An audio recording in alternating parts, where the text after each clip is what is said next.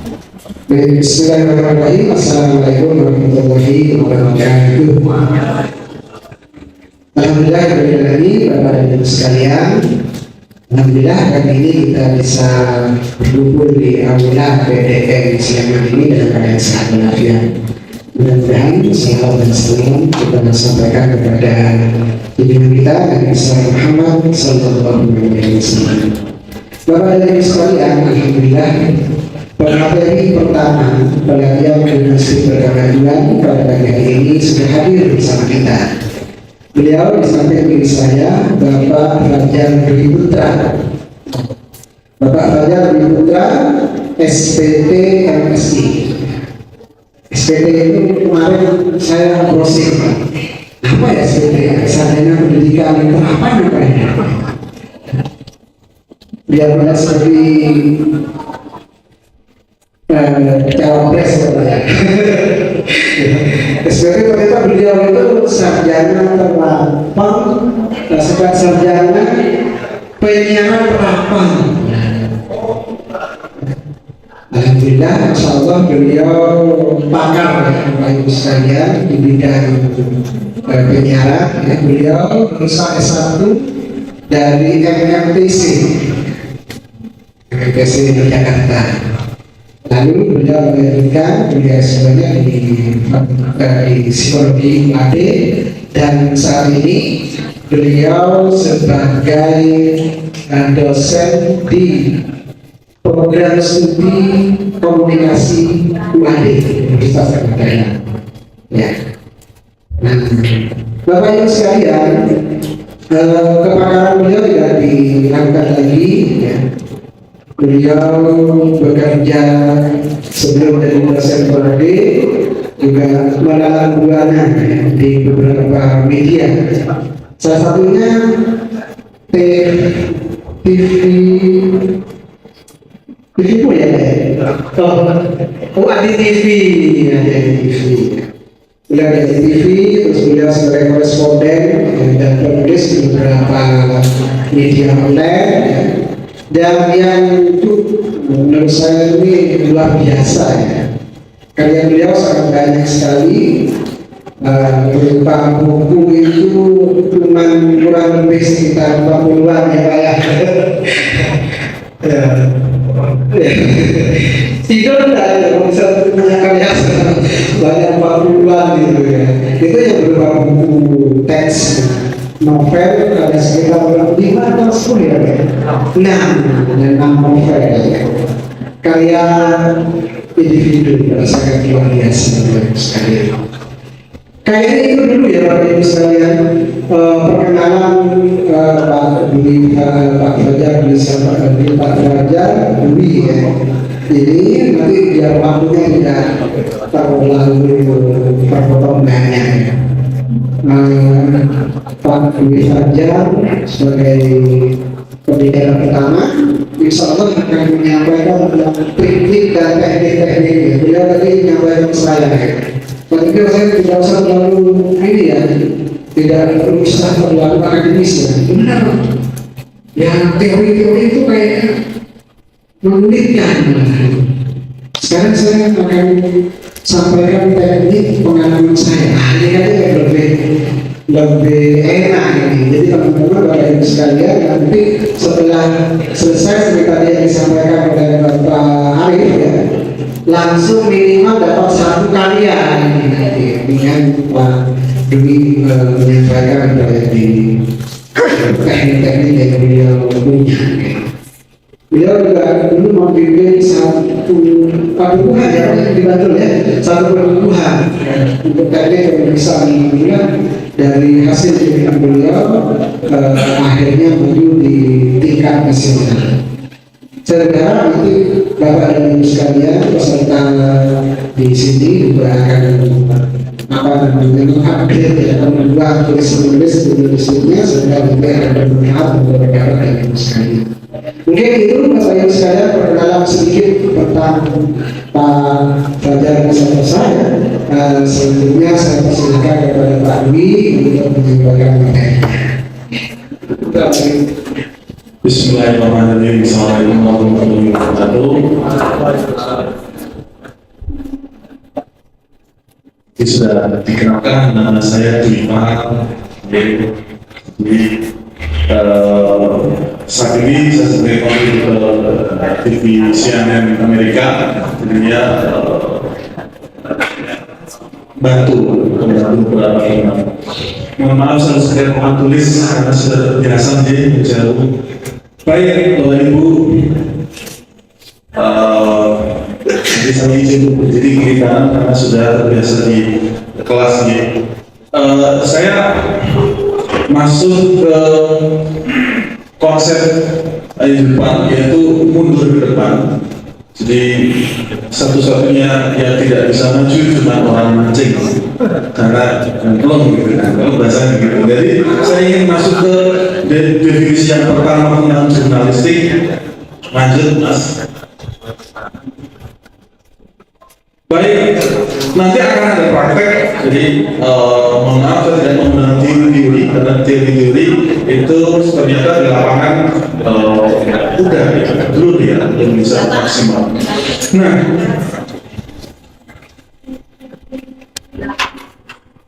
ada dua di situ. Yang pertama yang ingin saya sampaikan adalah kesalahpahaman selama ini tentang jurnalistik itu keliru. Kalau Bapak Ibu searching di Google itu pasti ada kalimat jurnalisme dan jurnalistik itu sama, karena itu konteks yang berbeda. Yang pertama adalah kegiatan. Jadi secara umum kita artikan jurnalisme merupakan kegiatan pengumpulan data dan informasi. Saya pakai kata kegiatan, saya caps lock, saya jelaskan di bawahnya. Jadi kegiatan itu artinya adalah berpikir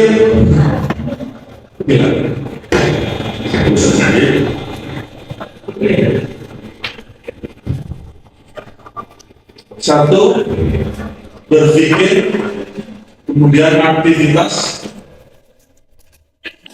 kemudian evaluasi. Ini tiga konsep dasar yang sebetulnya. Yang satunya ada berpikir, kemudian aktivitas. Bisa dibesarkan.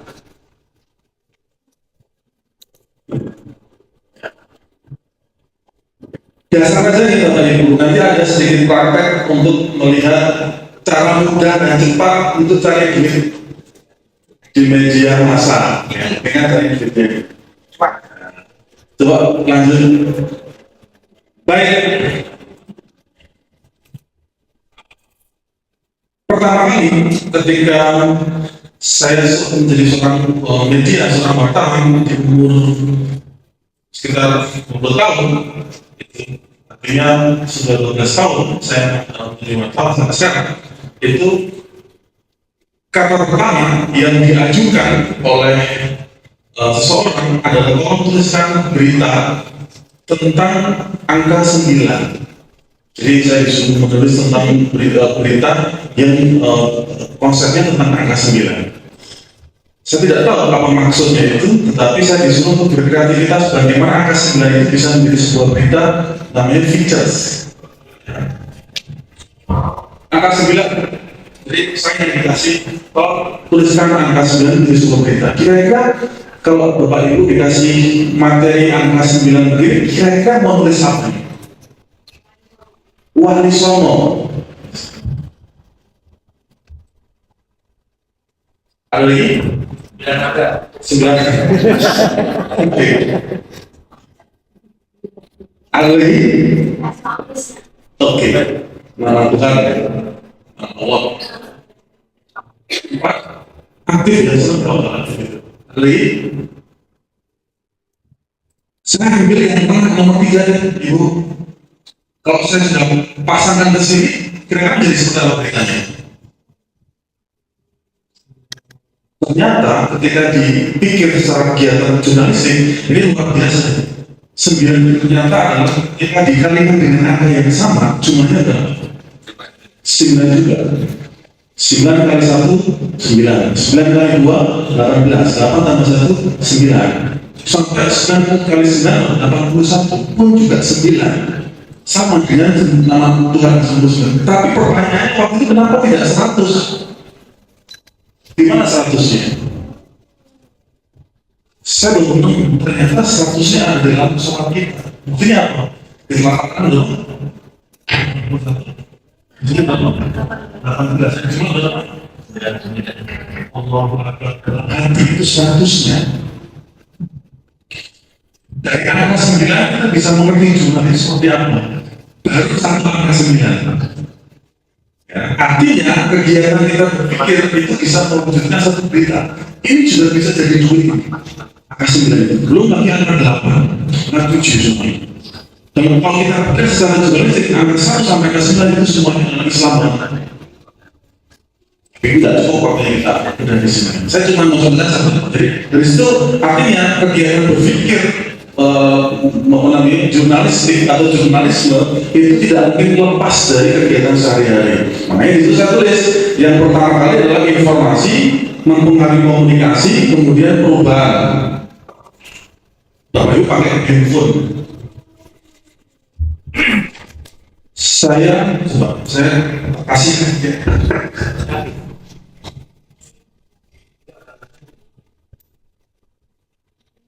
uang 100.000.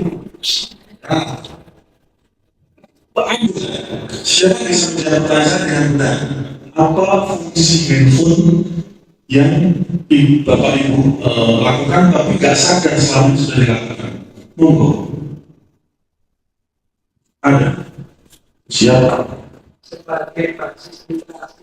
Ada Google di sana? Bukan. Jadi sebutkan fungsi handphone yang tidak ada dalam handphone itu tapi setiap hari Bapak Ibu lakukan. Hampir setiap hari. Update status. Ada di Facebook, ada di aplikasi. Berarti masih salah. Yang tidak ada dalam handphone itu tapi sering dilakukan hampir setiap hari. Bagian dari kebutuhan primer. Mengisi sapu, ini ada salah. Bagian dari kebutuhan primer. Bagian dari kebutuhan salah. Monggo. Sering kita salah. Pegangan salah. Jadi cekelan gitu. Monggo. Mempengaruhi psikologi. Mempengaruhi psikologi keliru. Kekasih nomor 0 sebelum istri.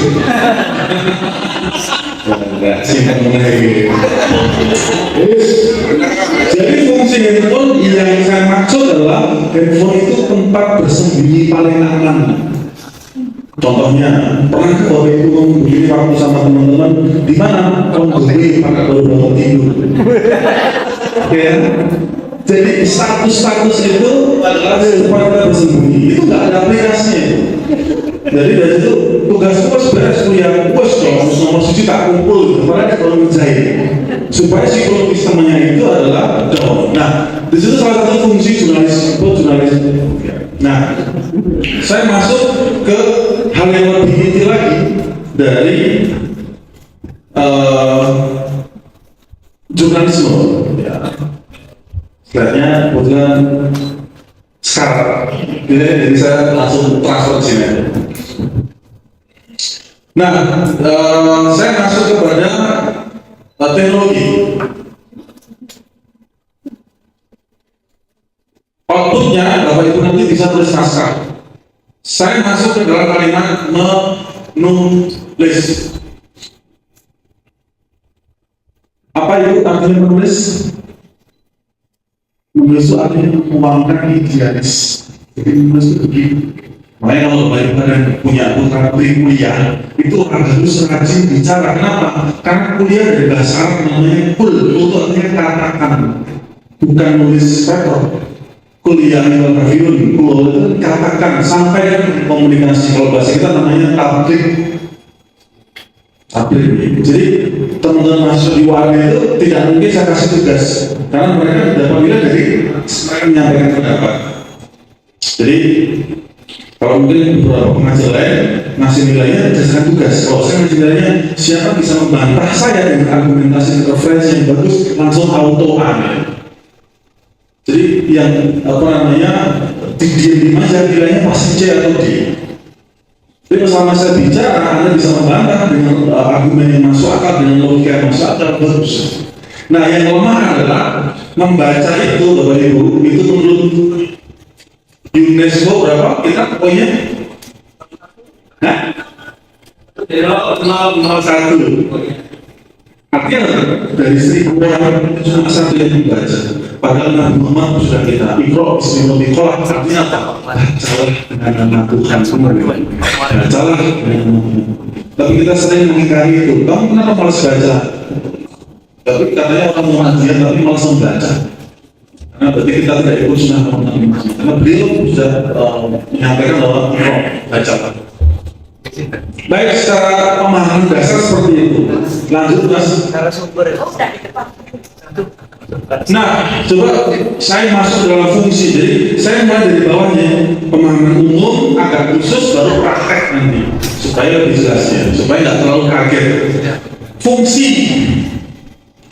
Bapak Ibu sering mengatakan orang itu tidak punya ilmu.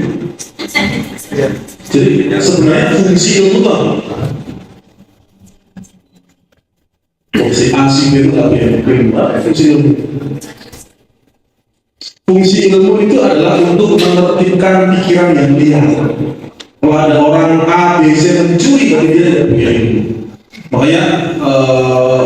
Makanya orang Islam itu dibagi menjadi 4. Kalau ibu meneliti secara detail ya. Dulu saya pernah meneliti antara agama Islam, jurnalistik ya, agama Islam, jurnalistik dengan lebah. Itu tahu lebahnya.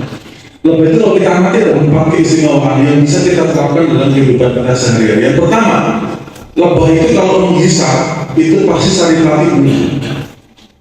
Pernah ibu lihat orang itu lebah makan tahu? Belum kan? Pasti dia makan saripati bunyi. Artinya orang Islam kalau makan yang halal-halal. 1. Yang kedua, Bapak Ibu lihat lebah itu kalau ngeluarin pasti madu. Artinya kita sebagai orang Islam kalau ngomongin jujur. 2. Yang ketiga, Ibu lihat lebah itu kalau hingga di tangkai bunga ke tangkai bunga yang lain, tangkai yang sebelumnya tidak patah. Artinya saya pindah dari PDM Sleman ke PDM Bantul itu tidak bikin masalah. Yang keempat, jangan ganggu lebah. Jangan ganggu orang Islam. Logiknya begitu. Jadi itu saya tulis sebagai sebuah jurnal. Ternyata bahwa Islam itu luar biasa luasnya. Kita terapkan di jurnalistik. Fungsi bahasa di situ. Jadi saya lihat fungsi utamanya adalah menyampaikan pesan dan informasi. Apa bedanya berita dengan kabar? Apa kabar Ibu? Coba kita gambarkannya. Apa berita Ibu? Jadi kabar itu adalah bersifat psikologis. Pasti sifat psikologis. Saya tanya kabar Bapak itu pasti Bapak Ibu bagaimana kabarnya, bukan bagaimana beritanya. Jadi apa bedanya? Kalau kabar itu selalu bersifat psikologis, kalau berita bersifat informatif. Di situ perbedaannya. Artinya di berita tidak ada unsur psikologisnya. Di kabar ada unsur psikologis. Di situ letak perbedaan dasarnya. Fungsi khususnya secara minornya adalah memberikan pengetahuan yang isinya situasi dan kondisi. Ini pun banyak yang salah. Coba saya jabarkan. Hasil penelitian kami mengatakan ada kalimat situasi dan kondisi. Apakah ini sama? Tidak sama atau sama? Bedanya di mana? Kalau situasi itu tidak ada pilihan, cuma satu kali dia dalam situasi. Kalau kondisi lebih dari 1 kali. Apa buktinya? Kalau kita ngobrol ada kalimat begini, nanti bisa dikondisikan. Orang dengar kalimat itu ya? Tapi coba nanti bisa disituasikan, tidak bisa.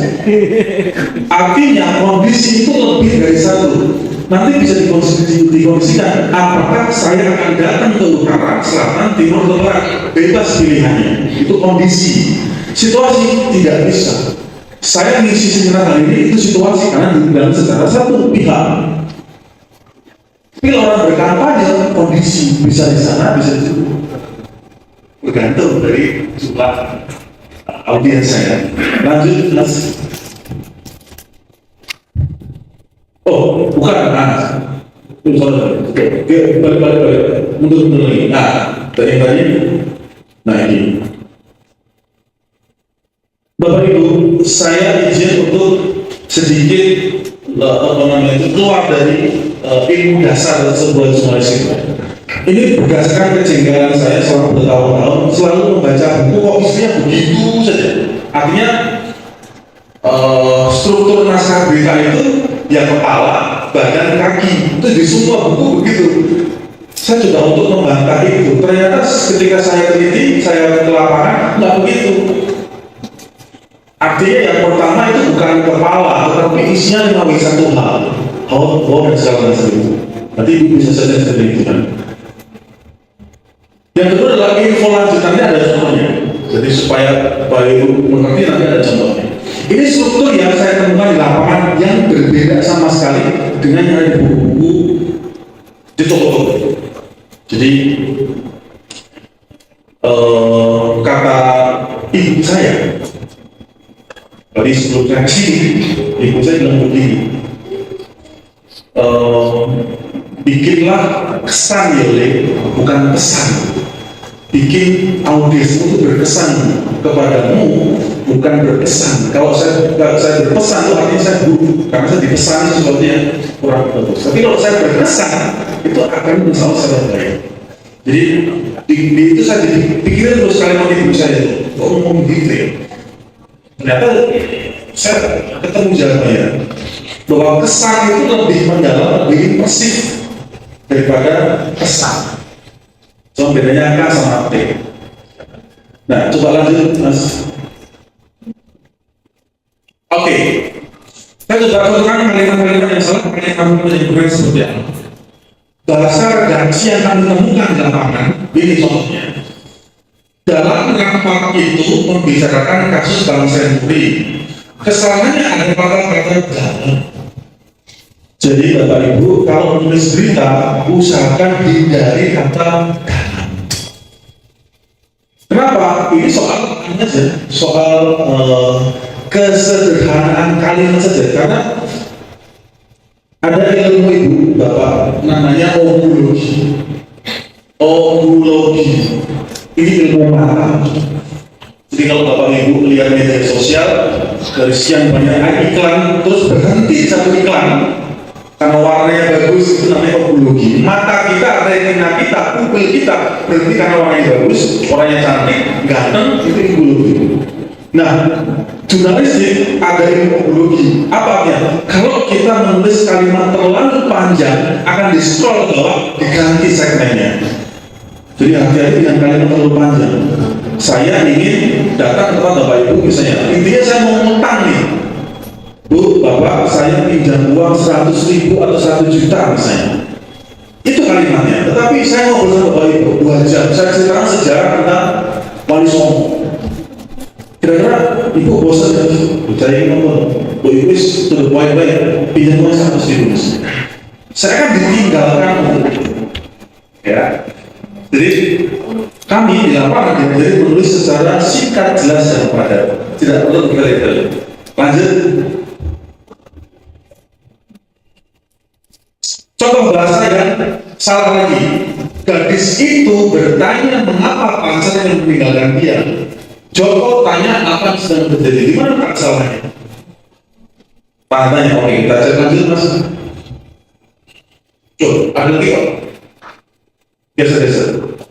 Benar-benar oke. Stop. Di mana salahnya? Di itu. Mana? Itu. Gadis itu bertanya mengapa pacarnya meninggalkan dia. Joko tanya apa yang salah. Jadi dua kalimat itu mana yang salah? Yang satu teman-teman. Pakai tanda tanya. Kenapa? Karena nomor satu yang salah ada pada tanda tanya. Kenapa? Karena sudah diwakili oleh tanya. Dua-duanya salah.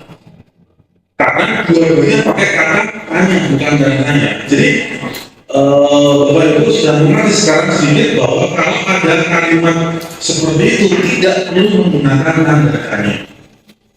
Sesimpel itu sebenarnya, jurnalistik. Karena kita tidak pernah mencoba jadinya kesulitan. Lanjut. Baik, ini jenis-jenisnya. Jadi kalau manusia itu ada sejarah manusia, ada nilai manusia, ada jenis manusia. Ini ada perilakunya, prakteknya. Nanti kita masuk ke perilaku manusia. Jenisnya ada hard news, right news, soft news. Ini adalah jenis-jenis berita yang bisa Bapak Ibu lakukan. Nanti kalau Bapak Ibu pengen lebih detail bagaimana sih caranya cari di media massa, kalau kita bantu, dan saya tidak minta bayaran apapun. Kenapa? Karena saya takut kalau saya kaya mau pesan di akhirat lama. Takutnya jadi itu pesan ibu saya juga jangan jadi orang kaya, jadi orang yang cukup aja. Kalau kaya kan lama di misalnya. Harusnya sudah mengerti, harus adalah berita-berita yang sifatnya keras, seperti pembunuhan, pemerkosaan, pelecehan seksual. Terakhir saya datang di Sleman, pembunuhannya itu pasti yang dimutilasi 62 bagian di Villa Melati nomor 2, jadi hari Sabtu. Jadi dimutilasi, kami datang ke sana melihat itu harus segera ada yang habis. Silakan. Ini agak sedikit mengeri Bapak Ibu.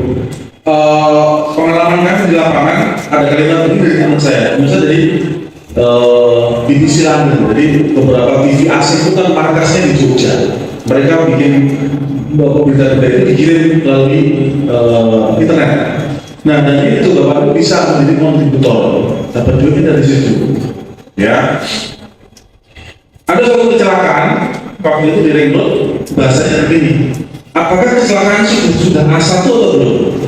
A1 artinya apa? Sudah fix, sudah maksimal. Tapi kata teman-teman saya, diliput nggak? Gini kalimatnya, yang mati berapa dan pecah nggak kepalanya? Oh enggak, oh ya itu masih diliput. Yang liput di Indonesia, RCTI. Tapi kalau teman-teman media asing itu tidak pernah liput begituan. Satu, yang kedua, kalau Bapak Ibu masih ingat tahun 2018 ada namanya Suryana yang membacok pendeta di gereja Levina. Itu kami liput ke sana, kami kirimkan beritanya. Nah ini hati-hati. Itulah cara asing, cara media asing memfitnah orang-orang media Islam. Kami kirim naskah ke Amerika. Naskah judulnya adalah pembacokan pendeta. Itu judulnya. Tapi tahu yang ditanya apa? Yang ditanya adalah Islamofobia.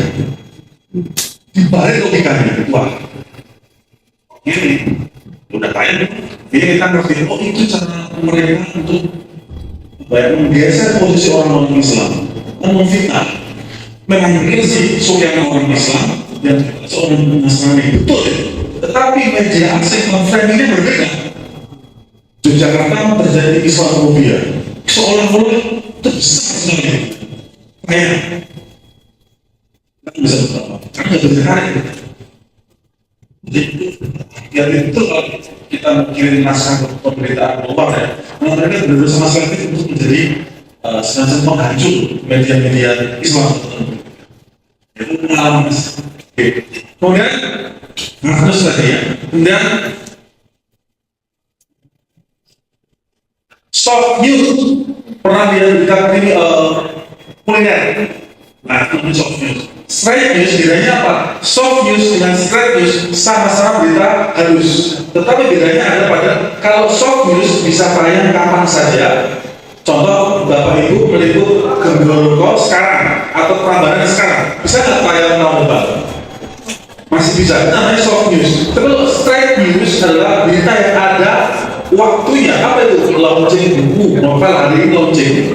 Itu namanya straight news karena launching buku ini tidak bisa tayang bulan Juni.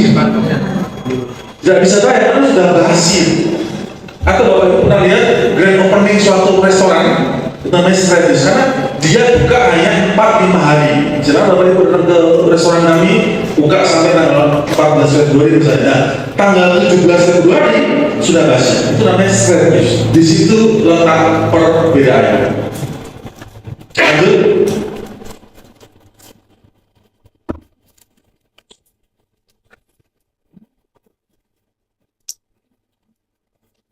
Ini coba saya sederhanakan ya, supaya tidak membingungkan. Kalimat simplek adalah kalimat yang dalam penulisannya kita hanya terdiri dari satu klausa atau satu predikat. Gini aja teman-teman ya. Saya guru. Nah, simplek. Cukup. Apakah bisa menjadi judul berita? Bisa. Tinggal tambahin katanya.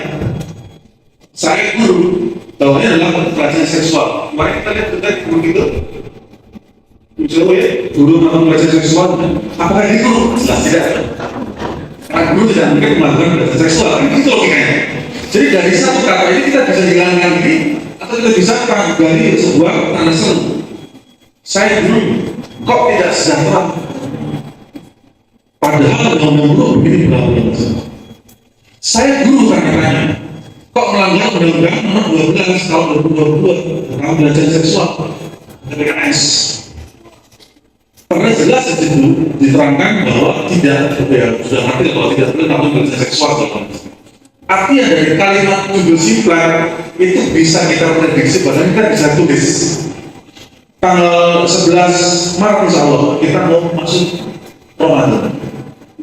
Di rumah saya daun-daunnya sudah ada. Apa itu? Pembentukan panitia Ramadan. Terus ngerti, spanduk sudah dibikin. Marhaban ya Ramadan. Ketika spanduk dibikin, kami merasa bahwa sebenarnya akan puasa. Apa efeknya? Beberapa media-media lokal di Jogja sudah mulai menggelar berita-berita seperti itu.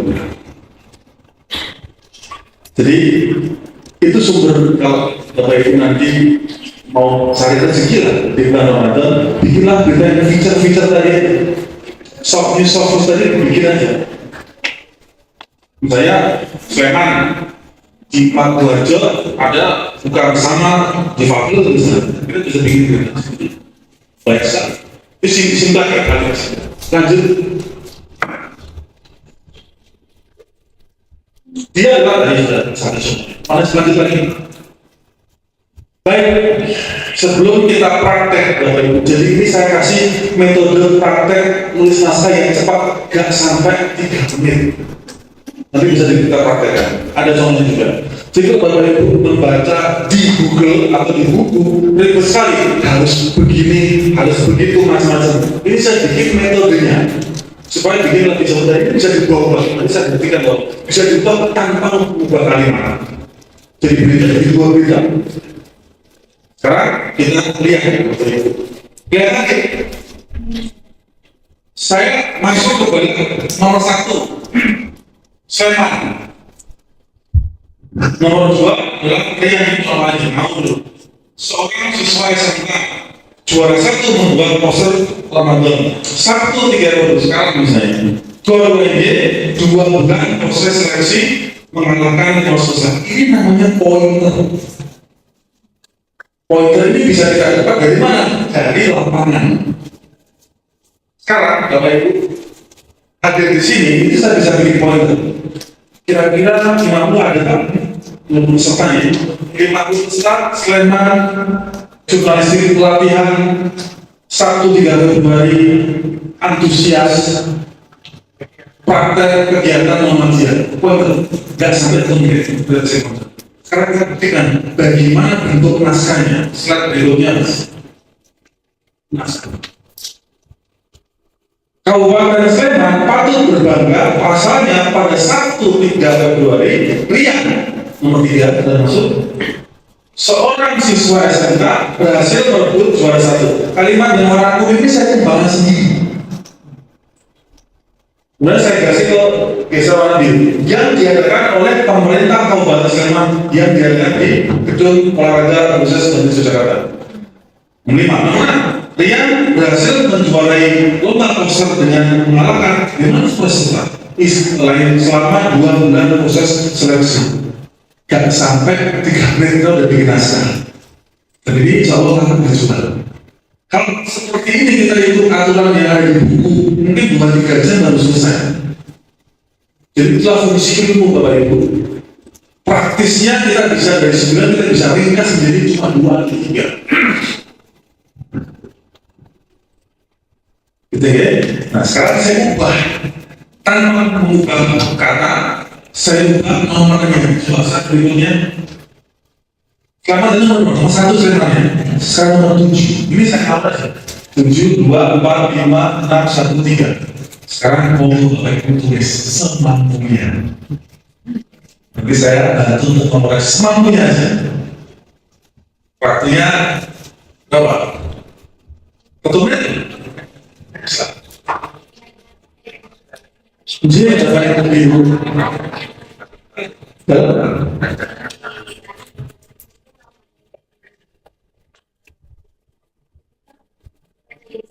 Ya, memang saya potong ada organisasi saya potong. Jadi memang ada sesuai berbeda, tapi strateginya sama.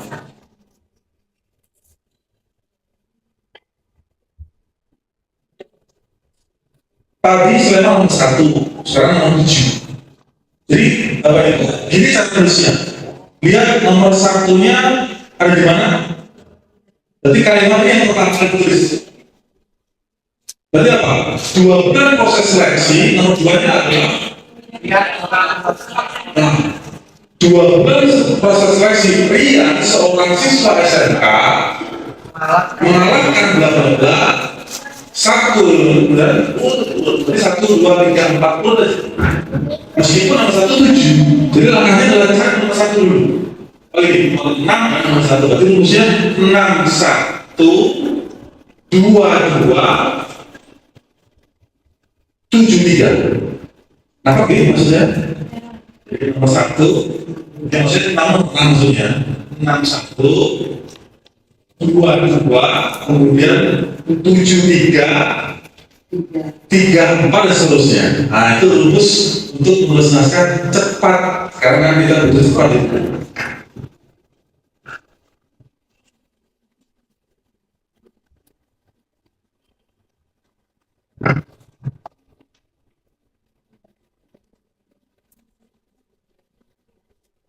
Bisa dipahami ya? Nah, kalau sudah kita bandingkan dengan tulisan saya. Saya pastikan. Kita juga bandingkan ya, Pak. Mas slide-nya berikutnya. Nah, ini. Dari saya Ya. 2 bulan proses seleksinya seorang siswa SMK mampu mengalahkan 200 peserta untuk menjadi juara 1. 2 bulan proses seleksi seorang, betul? Iya, seorang siswa. Salah. Kenapa? Iya. Dia sudah seorang. Nah, itu kesalahannya. Tapi begini, tadi kan saya terkait seorang pria, tidak seorang pria sudah menunjukkan kata jumlah 1. Jadi, terasa. Teruskan.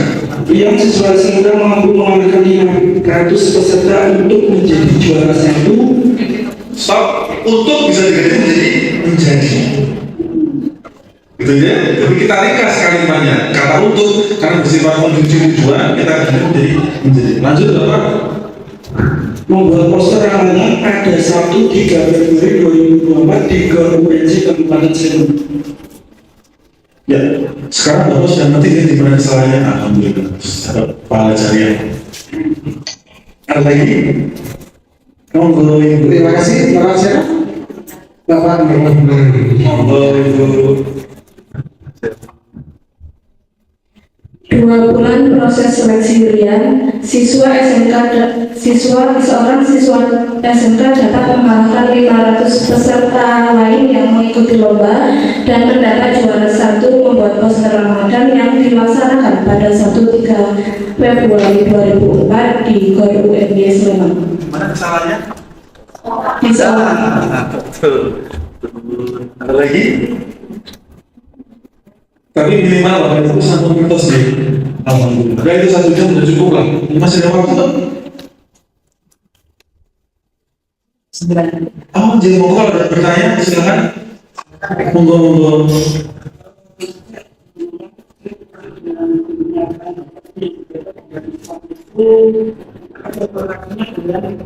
Ya. Menarik bahwasanya kita menulis pada suatu artikel jurnal dan lain sebagainya itu kita harus membuat atau ada lebih dahulu. Selain data mana itu studi literatur. Nah, yang menarik dan membuat unik bagaimana cara baca itu untuk mengambil data berkaitan dengan apakah itu dengan studi literatur atau dengan cara yang lain. Terima kasih.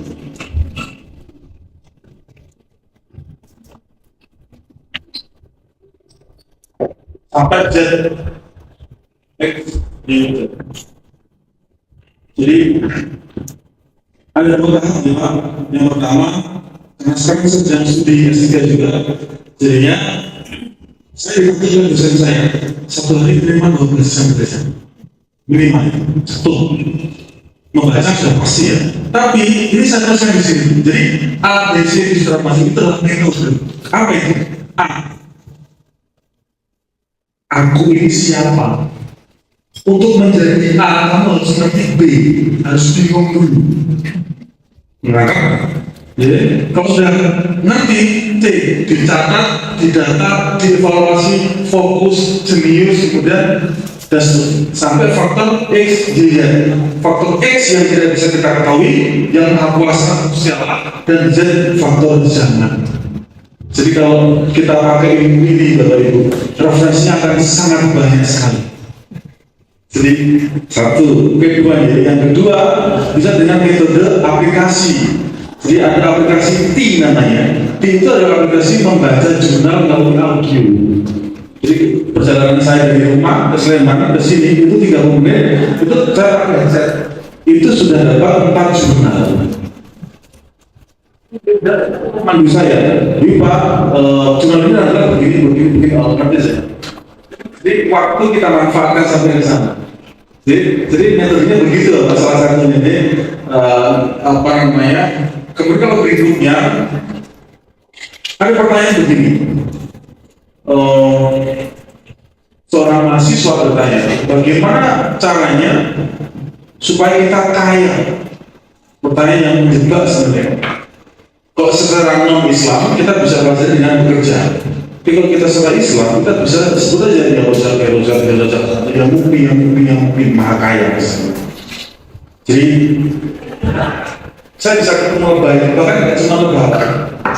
Kalau kita jelaskan bahwa dulu saya menulis sebuah artikel di koran di Jogja. Koran itu terbit dan saya dimaki-maki. Kenapa? Karena tulisannya adalah HPR. Apa itu HPR? Dewan Perwakilan Rakyat. Bukan dewan ya. Isinya adalah marah dan nanti dunia hewan. Ini saya memberikan pesan moral. Ini dua dewan itu bicara. Binatang-binatang kamu tidak mungkin kau bilang dasar manusia. Tapi manusia kok malah bentuknya begitu. Maka nggak maksud saya. Tapi ini tayang, itu anggota salah satu anggota apa? Telepon saya. Mas, Anda pengen bikin orang di Jogja, kenapa? Itu nulis begitu, Bapak baca kan? Pokoknya itu dewan perwakilan, itu dewan Pak, bukan dewan. Dari situ saya bilang ngomong, Bapak membaca itu penting. Jadi di situ referensi yang kita bisa kembangkan lebih lanjut. Bukan saja ada lagi monggo. Ya, monggo gimana? Jadi ABC itu yang kami maksudkan, jadi kami kembangkan sendiri ya. Jadi aku ini siapa? Saya kalau kita harus bingung dengan diri saya sendiri kan. Aku ini siapa? Untuk menjadi aku kita harus bingung. Setelah ngerti kita siapa, dicatat kekurangan kita, didata kekurangan kita, dievaluasi tiap hari, fokus, kemudian jenius, kemudian sampai pada faktor I dan segala macam. X dan Y, ada faktor I dan iman maksudnya. Itu kami dapat dari jurnal, ada jurnal Jawa Islam, bicara mengenai bagaimana apa namanya itu mengembangkan keilmuan, ilmu dengan ilmu. Apakah seimbang itu harus sama Bapak Ibu? Tidak. Tidak. Kita jalan sama nih posisinya. Jadi ada ilmu begini, Bapak Ibu yang punya putra putri. Kalau Bapak Ibu secara jurnalistik biasa membaca juga. Kalau bapak ibu putrinya nakal, jangan dibentak. Gimana caranya? Kalau secara psikologis media, kelemahan perempuan ada di telinga sebelah kiri, laki-laki kanan. Jadi kalau bapak ibu ingin mengajarkan kepada putra putrinya, bisikan dengan ilmu para linguistik. Contohnya begini, saya bilang bapak ibu sekarang, bapak ibu di belakang ada pocong satu, yang kedua ada pocong lebih terima. Yang kedua itu namanya para linguistik. Soal bisikan ke telinga sebelah kiri, insya Allah hancur. Kalau laki-laki ya kan. Jadi ada satu penekanan, misalnya belajar ya sekali aja, jangan belajar nanti mental. Itu juga ilmu dari lapangan yang kita temukan. Jadi itu gunanya kita banyak diskusi, banyak referensi. Gitu ya, ini aja. Dalam hal itu semacam aktif, artinya adalah kita selalu aktif dalam segala macam hal, termasuk dalam bertanya. Jadi orang bertanya apa yang pusing yang jawab. Ya, jadi silakan anda bertanya. Misalnya gimana sih kesannya? Gue bapak yang banyak bilang. Assalamualaikum warahmatullahi wabarakatuh. Izin bertanya Pak Fajar. Ini saya juga masih menyangkut yang dulu diadakan juga oleh MPI, waktu itu dihadiri oleh Sekretaris Pusat MPI itu Pak Fahmi. Nah, terkait dengan jurnalistik, kalau dilihat dari metode ini, apakah dengan SEO Pak Fajar, search engine? Jadi tadi kan ada hard news, right news, soft news. Kalau kita soft news kan long time gitu Pak ya, bisa kita open kapan saja berita itu. Kalau straight news terbatas oleh waktu, harus saya seperti itu. Nah, kalau kita ingin di SEO itu kan berarti kan kita ingin website kita, artikel kita untuk di halaman satu Google. Apakah di dunia jurnalistik juga berlaku metode ataupun kaidah-kaidah di SEO, contohnya seperti keyword, kata kunci, berapa frase dalam paragraf agar merajai halaman satu Google sehingga website Muhammadiyah itu bisa bersaing di halaman Google gitu. Terima kasih Pak Fajar. Assalamualaikum warahmatullahi wabarakatuh. Jurnalisme data itu namanya yang ada. Jadi saya tidak punya waktu lagi gimana ya. Gini aja deh, kalau ada beberapa bapak yang ingin diskusi lagi, saya dengan senang hati membantu di luar jam karena kita dibatasi waktu. Saya siap untuk membantu, tapi tolong jangan dibayar. Jadi yang tadi saya takut di akhirat lama pemeriksaannya, jadi cukup kita bagi-bagi ilmu saja apa kita ketahui. Saya agak panjang, saya mungkin itu berkaitan dengan jurnalisme data. Kemudian SEO tadi memang betul ada beberapa keyword yang kita contohnya kecil aja, simpel aja. Kalau kita lihat dengan kata misalnya jelajah, satu kata kita ketik di di Google gitu kan.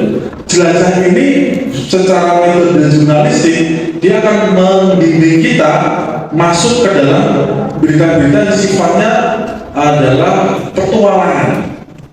Tapi kalau saya bilang jelajah ilmu misalnya, nyangkut nggak? Tidak nyangkut. Karena jelajah ilmu itu secara frasenya sudah konotatif, bukan denotatif lagi. Jelajah yang saya maksud tanpa ilmu adalah kita berjalan menyusun bukan segala macam itu. Tapi kalau jelajah ilmu, kita melakukan perenungan juga jelajah ilmu. Orang Jawa bilang namanya mengumboro. Jadi ini contohnya. Coba nanti kalau penjaringan bisa cek aja. Jelajah ilmu itu adalah jelajah trasifi, kemudian hutan, kuburan bahkan. Kalau jelajah ilmu yang keluar sedikit sekali. Ya itu bukti bahwa kita harus pandai menempatkan kalimat untuk searching di search engine itu supaya benar-benar pas waktunya. Nah itu butuh strategi khusus mas. Jadi saya mungkin karena sudah nggak ada waktu lagi Pak. Jadi saya tidak bisa, saya kurang puas karena saya harus menjelaskan secara detail. Jadi saya tidak puas kalau ada orang bertanya tidak puas. Jadi saya harus memuaskan dia secara keilmuan. Kita bisa bertengkar argumentasi. Selain ini bisa saya siap membantu. Lagi. Lo itu mau sakit 0819038847. Ini saya sudah dikasih waktu. Terima kasih, Assalamualaikum warahmatullahi wabarakatuh. Bapak Ibu sekalian, mohon maaf sekali karena waktu kita sangat terbatas. Sebenarnya kemarin kita ingin diskusi lebih panjang. Mudah-mudahan nanti di lain waktu kita bisa menghadirkan Pak Haji lagi Pak Ibu. Terima kasih Pak Widi yang sudah memberikan trik-trik yang kayaknya simpel sekali ya. Dan langsung dari peserta sudah langsung bisa memberikan langsung membuat satu paragraf berita yang strike news ya. Baik, ini ada kenang-kenangan untuk apa tadi yang berkarya pertama kali dari panitia. Saya juga berita novel, kalau Bapak Ibu menang saya di WA, saya kan berita novel saya kasih. Daripada beli mahal di dalam media, saya kasih gratis. Kepada panitia mungkin ada kenang-kenangan untuk Pak Dwi Kerja.